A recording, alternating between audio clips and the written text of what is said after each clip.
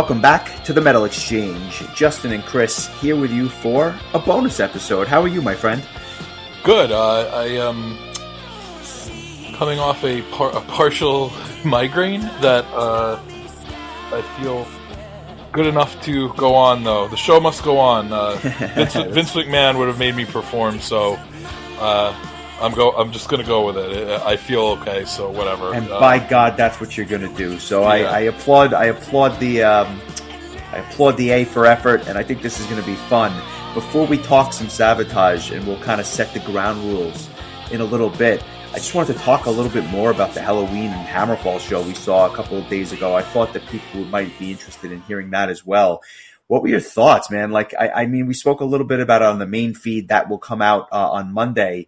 But the kind of like the longer version, what a show. It was just phenomenal, in my opinion. Yeah, I was just in a magical kind of headspace, and it was really great. And it's funny because speaking of set lists, if I had constructed one prior, it probably would have looked almost nothing like the one that they ended up playing. And even still, I ended up really loving it. It's crazy to think that they didn't play any songs that came out after 1996 or before 2022 or 21, whenever the most recent album came out. I mean, just a massive amount of time that was just kind of glossed over. And the band some great material in that 25 years, too. Oh, my God. Yeah, I mean, you could have a whole couple other set lists just from that time. They played 13 songs plus one medley and a guitar solo. And this is a band that has well over, maybe 200 songs at this point. So, nitpicking aside, it was perfect for what it was. Like, it was a real celebration of, I think, the first three albums, the most recent album, and then throw in a Power and a Forever in One and a Perfect Gentleman. And that's pretty much what this set list was. And it was really great. Like, I don't think we need to march through the set list in order. But no.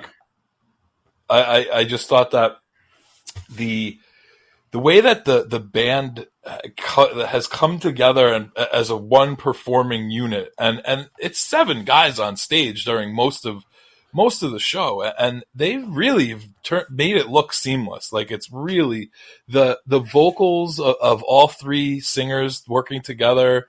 A lot of the harmonization between Kisk and Darius. I was expecting, and maybe it was more like this the first time around, and you could speak to that, where it was, I don't know if it was more like them taking turns. Darius sings the Darius songs, Kisk sings the Kisk songs. It seemed more this time that they were complimenting each other, like singing Dr. Steen together and singing Eagle Fly Free together. And I thought that was really cool. Like, it felt like instead of celebrating 2 different eras, it was almost as if they were combining them into one big era, which is kind of what that most recent album was in a lot of ways. That was the biggest difference for me between the last tour and this one. I think the last tour, I mean, they must have played for over 2.5 hours on the last tour, and the set list was just mind-blowing in terms of it was all the greatest hits and then some, and each singer kind of doing their own thing on their songs, and it was phenomenal. And it was maybe the best show I've ever seen. But what was special about this was just what you said. They were complementing each other better. And even though when I saw them last time, they had played a bunch of shows together, there was still this stiffness there, which it was still great. But I thought they just felt a little stiff, even though I thought the performance was good. Now they are such a well-oiled machine that I got the impression that they were genuinely having a great time up there. And it was actually palpable in many respects. And to hear Forever in One with Kisk and Darius complementing each other. That was an absolute highlight for me. And maybe the biggest difference is that one of the highlights for me was the completely unexpected Walls of Jericho medley. Not my favorite album. We've covered it in the archives. I think it was the second or third episode we ever did, if I'm not mistaken. But it was so cool to hear those songs live, even though they were snippets. And you know what? It didn't have to be the full song, but even hearing a minute and a half of Gorgar, I was like, I cannot believe I'm listening to this live. Like, that was it was so cool. It was so cool. And like, it was cool that they gave the spotlight to Kai for a bit, because, you know, you talk about the two main vocalists, but he certainly had his place in the band, and you know, going back to 85. So I couldn't have enjoyed it anymore. My only knock was that it was only 2 hours and it felt like 20 minutes. Yeah, I agreed. I mean, I might have misspoken earlier. There was 14 songs, one medley, one solo. I'll kind of go through it by album, just maybe just to give it more of an idea. From Walls of Jericho, they played Heavy Metal is the Law in full after the Walls of Jericho medley. And, I gotta say, people speculated that Kai was losing his voice or like just couldn't sing anymore, didn't want to sing anymore because Gamma Ray had hired another vocalist towards the end of their run before Kai had joined or rejoined Helloween. But my God, like, he was out of this world. Maybe the best I could remember hearing him, and maybe it's just the lighter workload on his voice that had something to do with it. But I thought he sounded absolutely fabulous.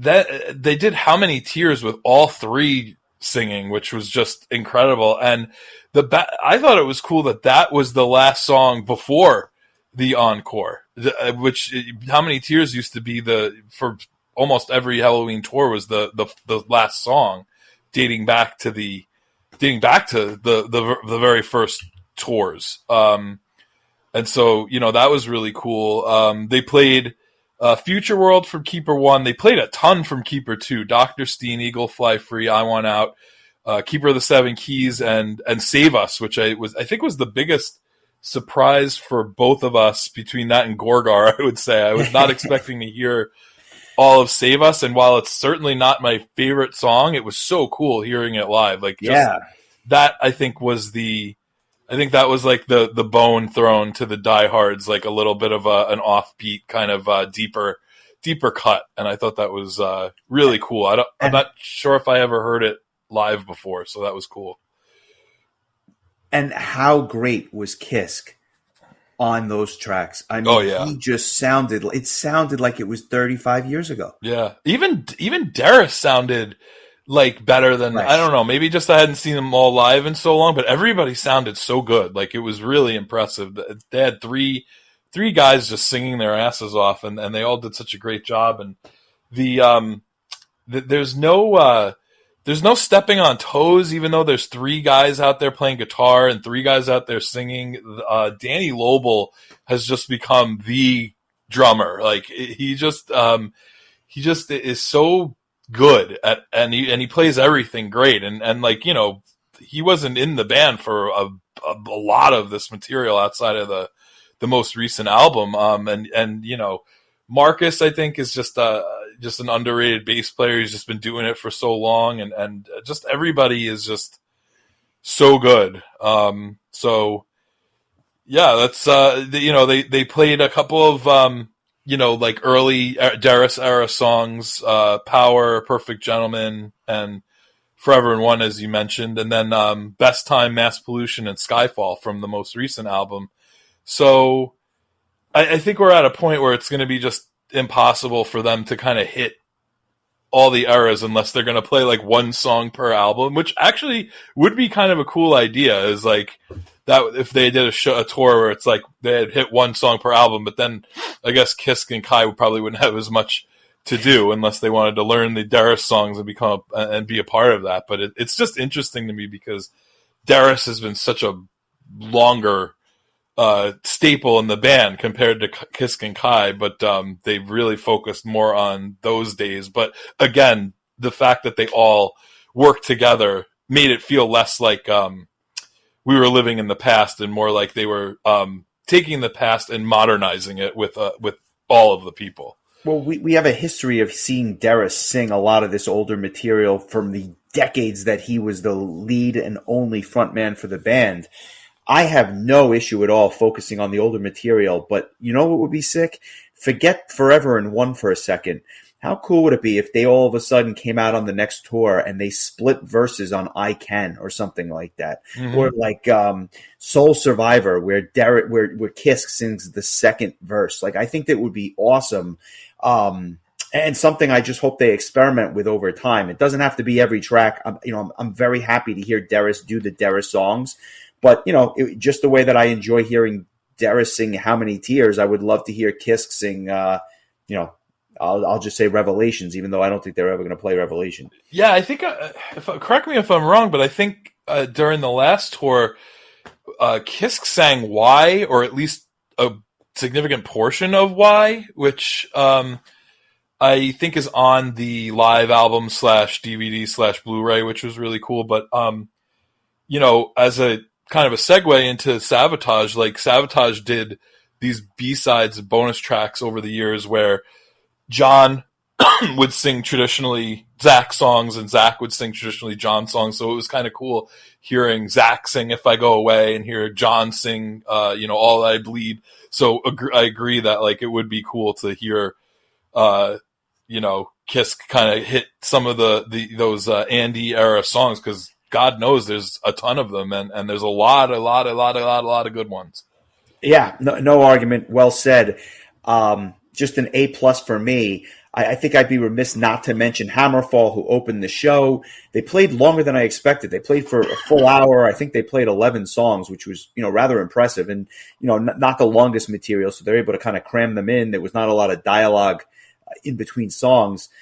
It was impressive. I think they played one song from every album, which was exactly what we said Halloween could do.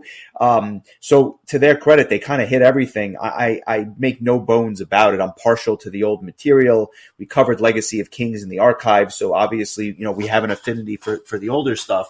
I thought they were good. I just think that I'm such a Halloween fanboy that I wish that Halloween could have just played for another hour. They still wouldn't have scratched the surface. But I think I think Hammerfall is certainly a serviceable opening band and, obviously a headliner in their own right many times. So all in all, a good show. But, I think Halloween definitely stole the show. Yeah, it's almost as if Hammerfall, it felt to me that they were holding back a little bit, maybe as openers. They didn't want to steal the show. So it felt a little more relaxed, may be the word. And I think I was just so amped up for what was to come that like I just was kind of like, okay, it's cool, like at least it's something I know and recognize, but like I wouldn't say I was super excited about it, whereas I probably have been excited to see Hammerfall in the past. But yeah, the lack of older material for me, like, and it's interesting because the older songs that they do play are not my favorite of the older songs. Like Let the Hammer Fall is probably one of my least favorite songs from Legacy of Kings. And Agreed. Like The Metal Age is a solid song from Glory to the Brave, but I mean, it's a B. It's a solid B. I would have rather have heard Dragon Lies Bleeding like 10 times more. So like,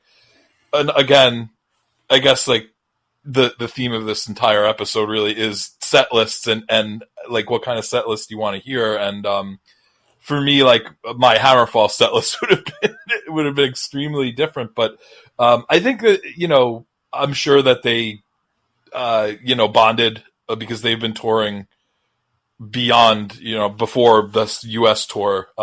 So I think Halloween decided this is a solid opener and now they don't have to, play, because I think they were playing like well over 2-hour sets during that first tour. And I think Kiss got a little burned out at the beginning of that. I think they might have overextended themselves when they first started it, because the original set list of the first like night was like something like 30 songs. And the reason I think when you saw them in New York and they played twice and they were different songs was because originally there was one full set list of every single song, and they were like, oh my God, we can't keep doing this. It's just too much. That original set list from like the first reunion show was, and by the way, I can't believe that the last time I saw them was 2018. It feels like it was well before that. But when they first got back together, the set list was just, I mean, it was unlike anything I'd ever seen, and it just kept going. And like, even that, I felt like it only scratched the surface, but damn, what a show it was. It was just absolutely incredible. I made a playlist of all the songs that they played on that tour. There's 28 songs, not counting like intros and segues and stuff, just 28 full songs. Wow. And so like, and originally they were playing almost that entire lineup of songs. I think the only song they weren't playing at first was Pumpkins United. They added that, I think, during the tour. But I mean, they crammed in as much as you could possibly ask for a metal band to do. That's a lot. That's two sets, really, when you think about it. It was just absolutely bananas. But you know what? What can I say? This was just as good. It was different, but it was every bit as good, and I was just happy to see it. And to your point, I think that's a perfect segue. This kind of sets the table for what we thought would be an interesting discussion as two Savatage fans who, by the way, don't have as many songs as Halloween. So this was a little bit of an easier exercise. I thought, not that it was easy, but it was a little bit easier. And to that point, we'll just kind of lay out the ground rules for this. 2 hours, that's it. A 2-hour set list. Anything you want from Savatage. And I thought that it was just simpler that way, instead of saying, oh, we have to have one song from every album. No, 2 hours, what do you want to hear? And if that meant you heard The Wake of Magellan and Gutter Ballet back to back, that could have been the set list. It wasn't, although it could have been close, but no, it wasn't. And that's really it. So I guess we could do this one of two ways. Either I can go first and walk us through mine, or you can go first and walk us through yours. And then obviously we will, comment accordingly. I've actually thought about this earlier, and I wanted to hear yours first, only because I feel like whenever we do our year-end lists, I always go first. So we'll kind of turn the tables a little bit. And I won't. If you prefer, I won't mention if I use the song too until I actually reveal my list. If you'd prefer to do it that way, that's fine. I'd just be curious to see how many we had in total and how many we had in the same spot. So, just by way of introduction, my set list has 23 songs on it. So I don't know how many we'll have in common, but I would be curious to kind of keep track. So if you want to keep a mental note as I go through this, we can kind of do it that way. Sure. I will make actual notes. Might be the first time in the history of doing this podcast that I've taken notes. So I like it. All right. So I am ready when you are. Yes. Let me just open the old trusty notepad, and of course it opened on the other screen. Okay. Let it rip, sir. Okay, so I want to be clear. The way I did this was that I went through their entire discography, and I made a playlist, and I just started adding songs. I'm like, have to hear this, have to hear this, have to hear this. And I went through the entire discography. And as luck would have it, it came out to 2 hours and 2 minutes. I'm like, fucking A, we got our set list. And so I'm 2 minutes over, but it was just so perfect that I'm like, if I have to cut out one song, I will. I'll tell you what it is. But for the most part, I just took the first 23 songs that I went through I went through the discography, and then I just had to put them in order. That was the difficult task, because once I had the songs, putting them in a semblance of an order was a bit difficult, but here we go.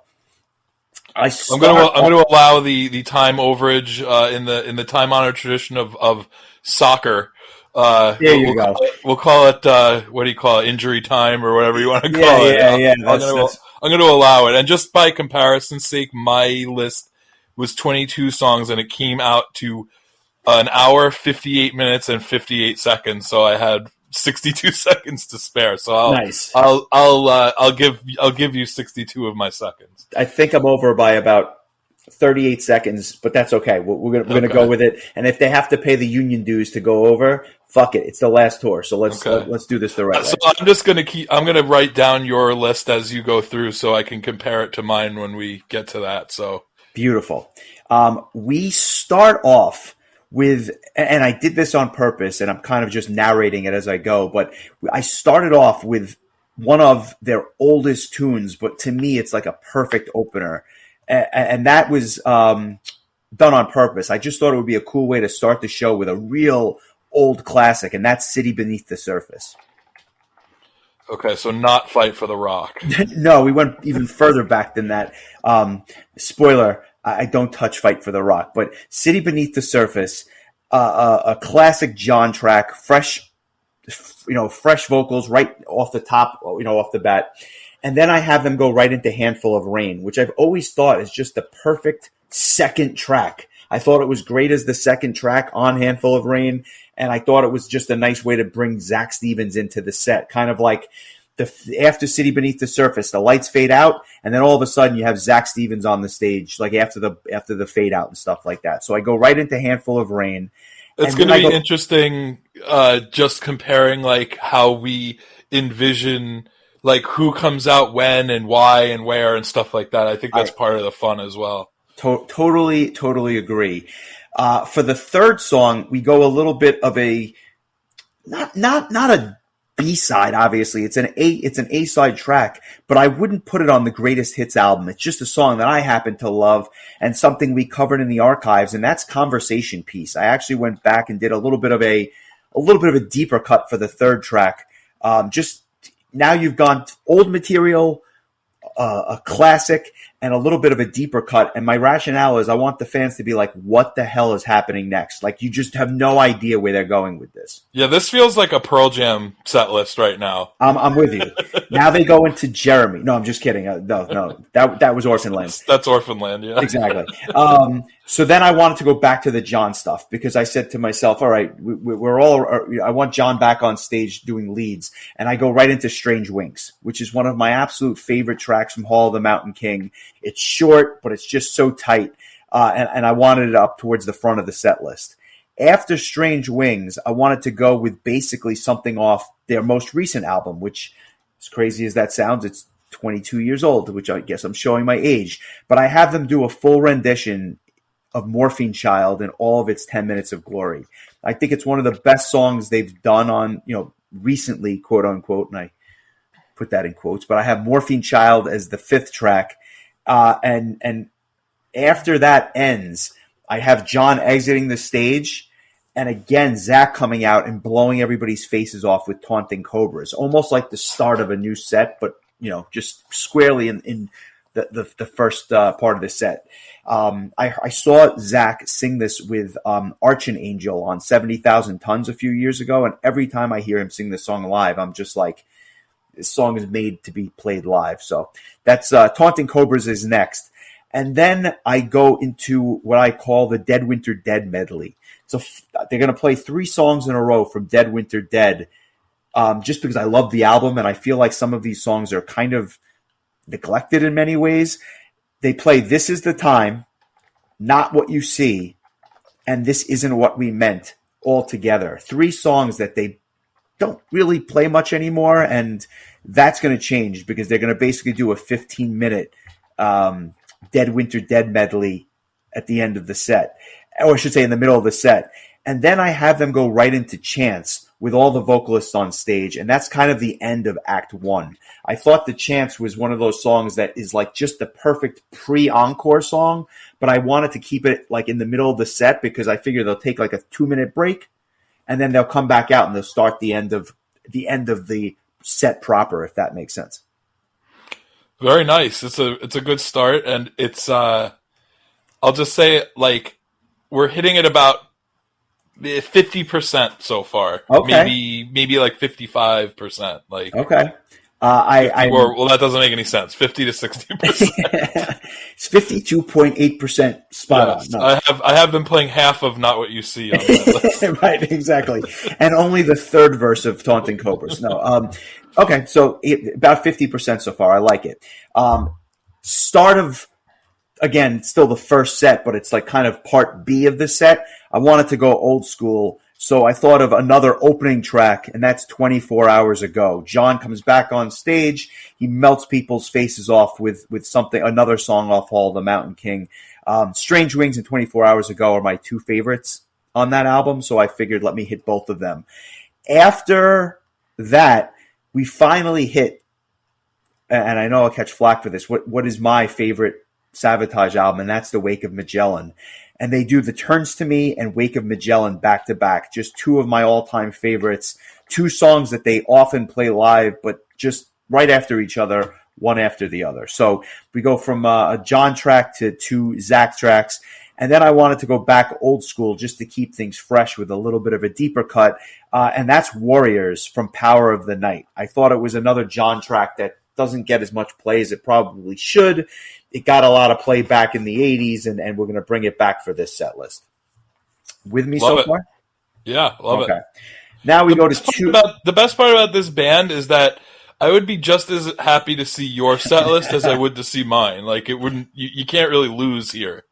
No. This is a win for everybody. There's no question about it. We go into, after Warriors, they're going to go play another deeper cut from The Edge of Magellan, and that's Follow Me. It's a song that I love, but for some reason, they don't really play it that much. So I think you just said The Edge of Magellan. I'm sorry, The Edge of Thorns. I think you're right. I did say that. Follow Me from Edge of Thorns into one of the first ballads that I've actually had, and that's Sleep, also off Edge of Thorns. Savatage is just so known for their ballads. I feel like if you don't have at least a couple of them in the set, you're not doing anyone a service. I just chose 22 ballads. It's just going to be a sob fest. Pass me a Kleenex, I'm good to go. After Sleep, and this is the one song that I completely struggled with. I put this in almost because I felt like I had to. It's probably the most well-known Savatage song. B, it's a nod to TSO in many ways because I don't think it's a surprise where I'm going with this. It's just a song that, even though it's obviously well-known for Christmas, it was on a Savatage album first, and that's Christmas Eve Sarajevo in this slot right over here towards the end of the set. I understand why you would choose that. I thought about that too. I ended up not using it just because, for no other reason but because TSO plays it twice every time they play, and so it's kind of like, but it would be very cool to see it performed by Savatage instead of by TSO. So I get that placement. I didn't choose it, but it was kind of on my radar. I'll say that. If I had to leave out a song, that would have been it, and then I would have cut it to 22 tracks. Yeah, I got it. I hear you. So before we get to the encore, I have 3 songs back to back from an album that I had not hit yet. And the reason I hadn't hit it yet is I just thought that placement-wise, these songs belong together and they belonged at the end of the set. And that's the album Streets. And it's Jesus Saves, Tonight He Grins Again, and Believe, back to back to back to close out the set before the encore. I think Believe is kind of just the perfect way to go out before an encore. I think that to many, that's one of their best albums, and to just kind of package it as like the mini Streets medley, I thought was kind of cool, and it offsets the Zach medley that we did with Dead Winter Dead kind of in the first half of the set. Band gets off stage, and now it's time for the encore, and I think that it's probably no surprise as to what some of these songs are. John Oliva comes back out on stage, inevitably fucks up the keyboards on Gutter Ballet, which he does every time, but Gutter Ballet kicks off the encore. They go into Edge of Thorns, which obviously is the Zach part of the encore, and then the whole thing ends with When the Crowds Are Gone, which to me is like just the perfect way to end the Savatage set. especially if it's their last tour.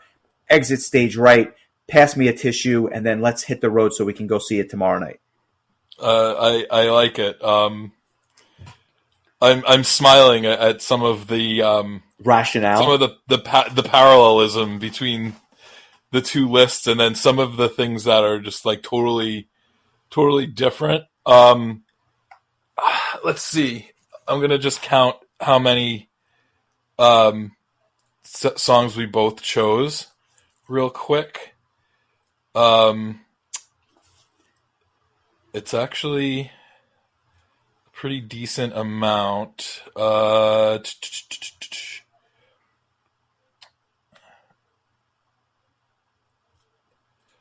Okay, so I chose 13 of your 23 songs. Okay, so a little more than half. Yep. Which I'm not Now, I think it would terribly be interesting surprised if I by. guessed which 13 they were, but I'm not going to do that. That would be impressive. I can. I bet I could name at least 9 of them. Okay, go for it. All right, I'm going to try this. Let me just look at my set list again. I think that you play, and you can correct me if I'm wrong. I want to see if I can get 9 in a row without without being wrong. Okay. Handful of Rain. I'm not going to tell you. I'm just going to count. Oh, you're going to make me do it that way. Okay. Handful of Rain. Taunting Cobras. Chance. The Wake of Magellan. Warriors. Jesus Saves. Believe. How many is that?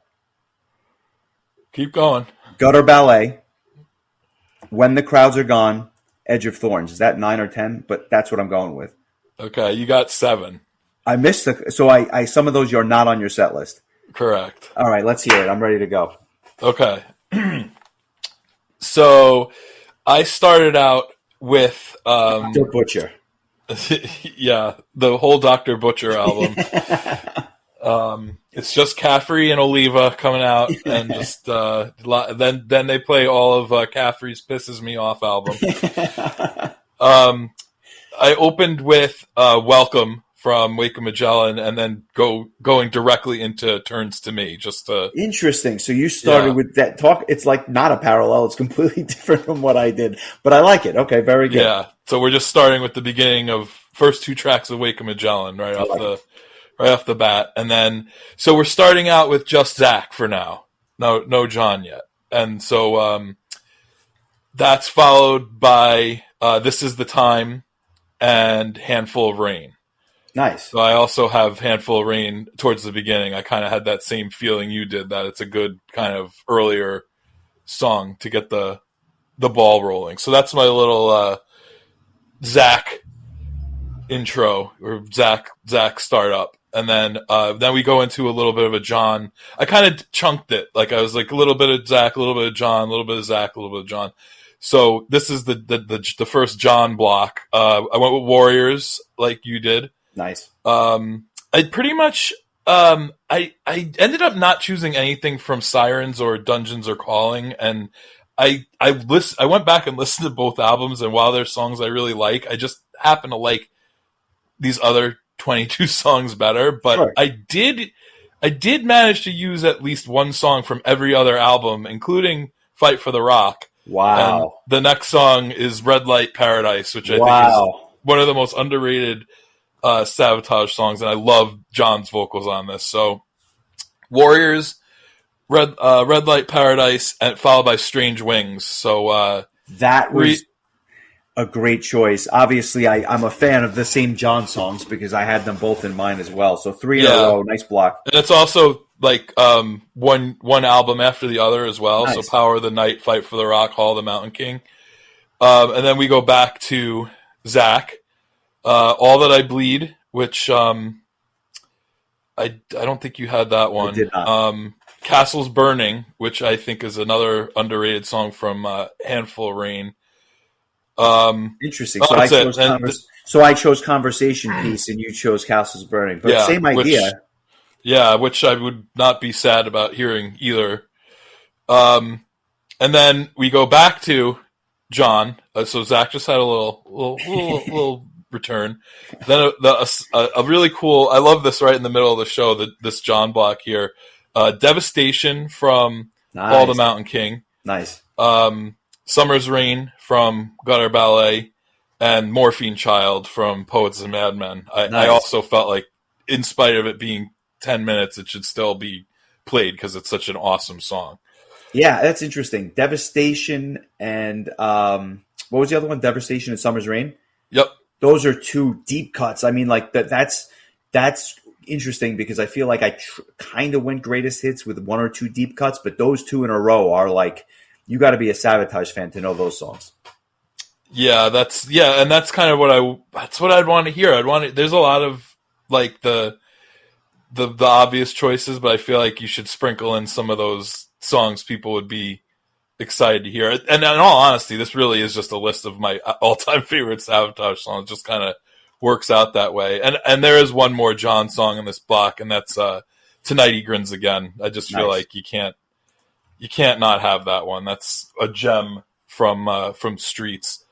So back to Zach. I almost called him Steve Zaxxon. This Isn't What We Meant, which you had as well. I went with the Hourglass instead of Wake of Magellan. Interesting. Listen, I don't know that I could fault you for that. If I heard either one, I think I would mark out. So Hourglass is a phenomenal tune. I like Hourglass just a smidge more than Wake of Magellan, but I mean, I love both of those songs. We haven't done that album yet, have we? That's going to be a love fest. Just spoiler alert. Yeah, I'll be honest with you. I mean, the only question is how high do I go above a 9? I don't know that it's a 10, but it's damn close. That is one of my favorite albums.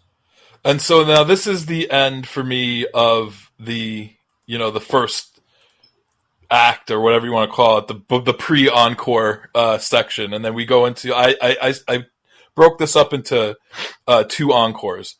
So the first encore is going to be the prelude to Madness into Hall of the Mountain King. So kind of come back from the encore to like this kind of instrumental build into a real epic song. And I'll admit, Hall of the Mountain King's not one of my favorite Savatage songs in the world, but I think live, it's a better live song, I think. And I loved when John Oliva's Pain played it at Prague Power, and they had John from Need came out and did the vocals on it. I thought that was so cool. And then that same kind of thought, an intro into an instrumental intro into a song, Temptation Revelation from Gutter Ballet into When the Crowds Are Gone. Ooh, nice. And then ending the first encore with Chance. Awesome. So same idea as a division in this. In other words, an ending piece with Chance. I think that's a great way to go out. Yeah. Or now I'm wondering if maybe I want Chance as part of the second encore, because this would be the part of the show where John and Zach would sing together. So and they probably would need as many vocalists as possible. So let's put Chance in the second encore. Okay. And this is actually very similar. The end of this show is very similar to yours. So let's say Chance, and then I finished it off three songs: Edge of Thorns, Gutter Ballet, and Believe. Oh, wow. Okay. So basically, same type of thing. Except I had Believe a little bit further up, so it's When the Crowds Are Gone for me. But I think that it's distinction without meaning. It's 2 of their best ballads.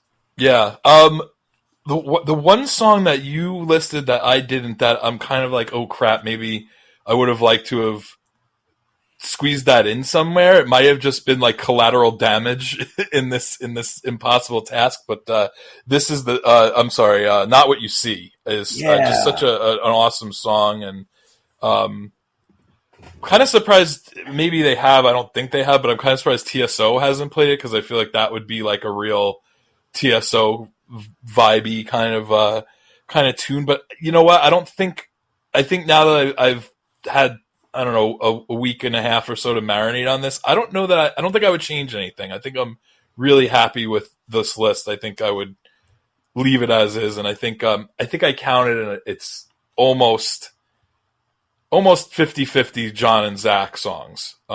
So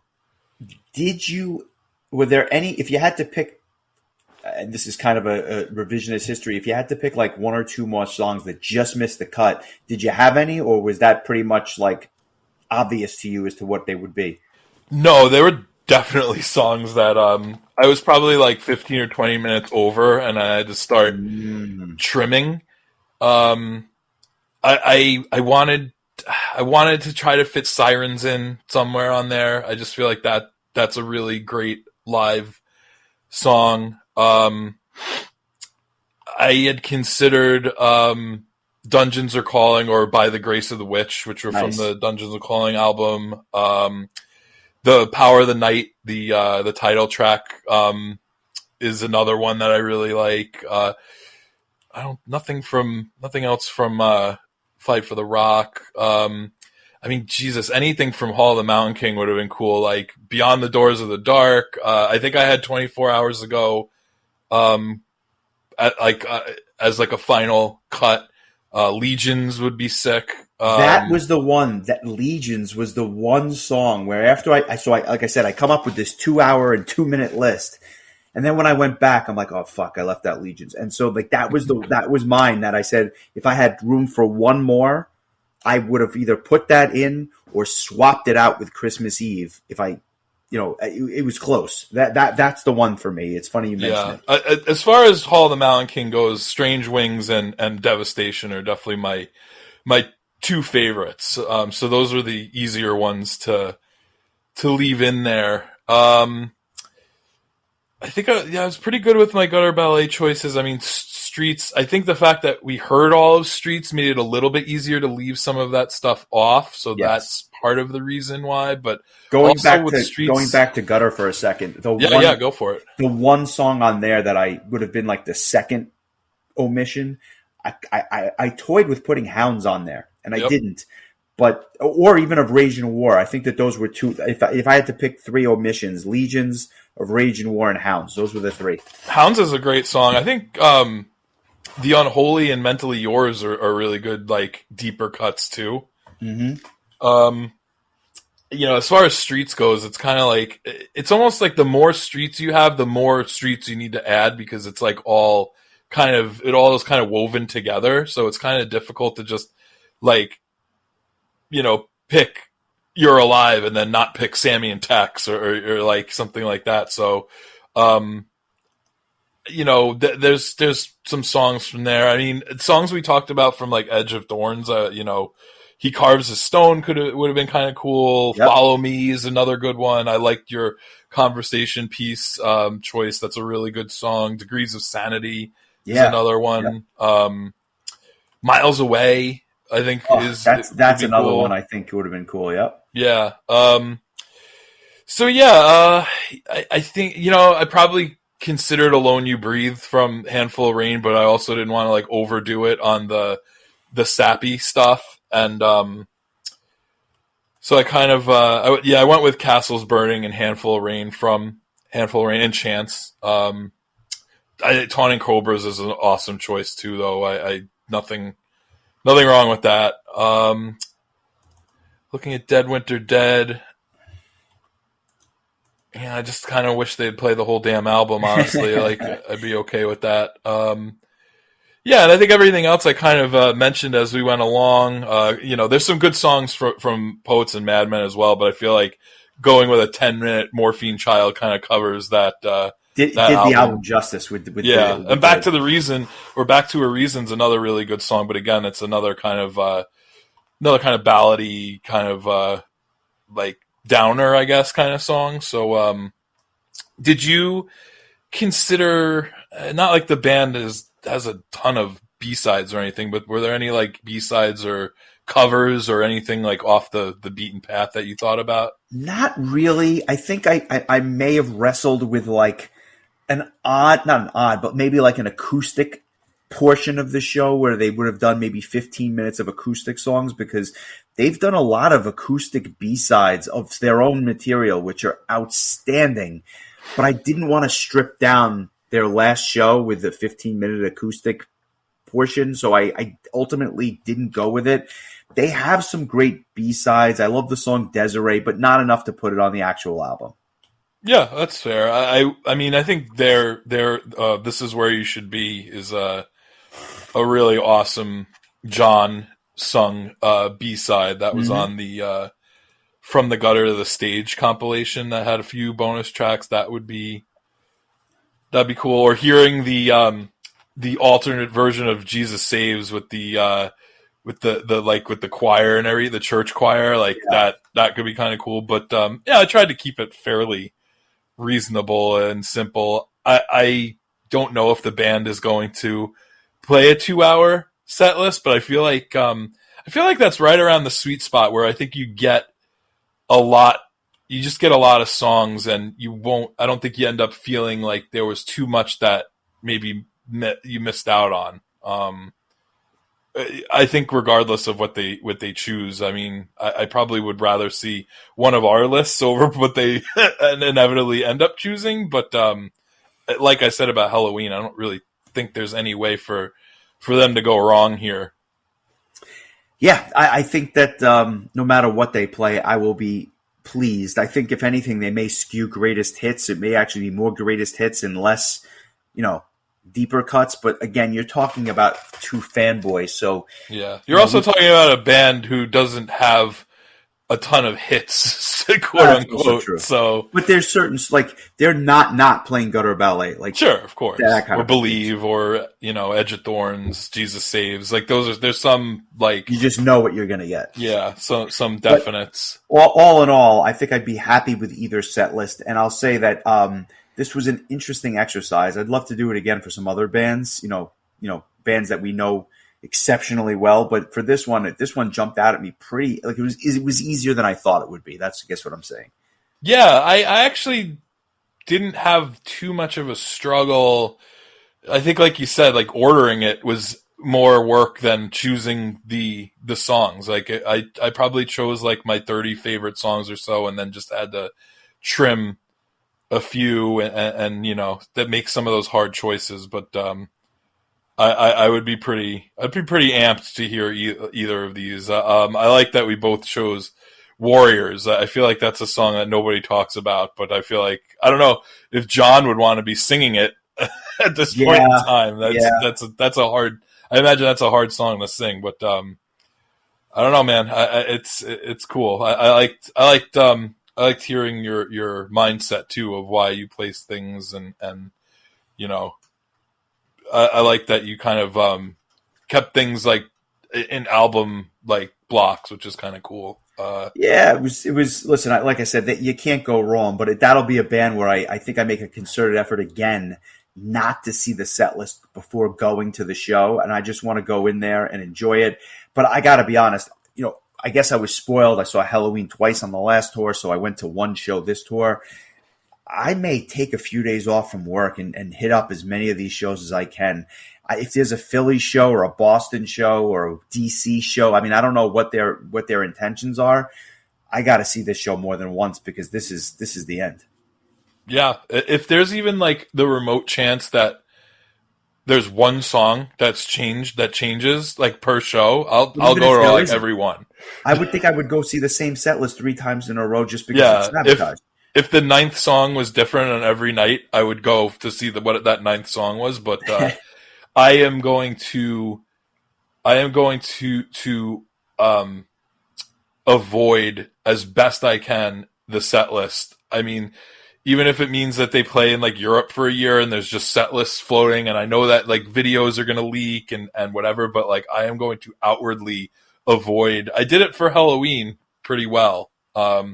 I just think there's some shows for me where if I don't know the band that well going into it, I kind of want to listen to what their set list is going to be so that I'm familiar with the songs they're going to play. But when it comes to the band where I know that I'm going to know all the songs, I'd just rather not know, because the surprise of hearing what comes on next is so much part of the fun of it all. So I'm so excited. I really hope that this does end up happening.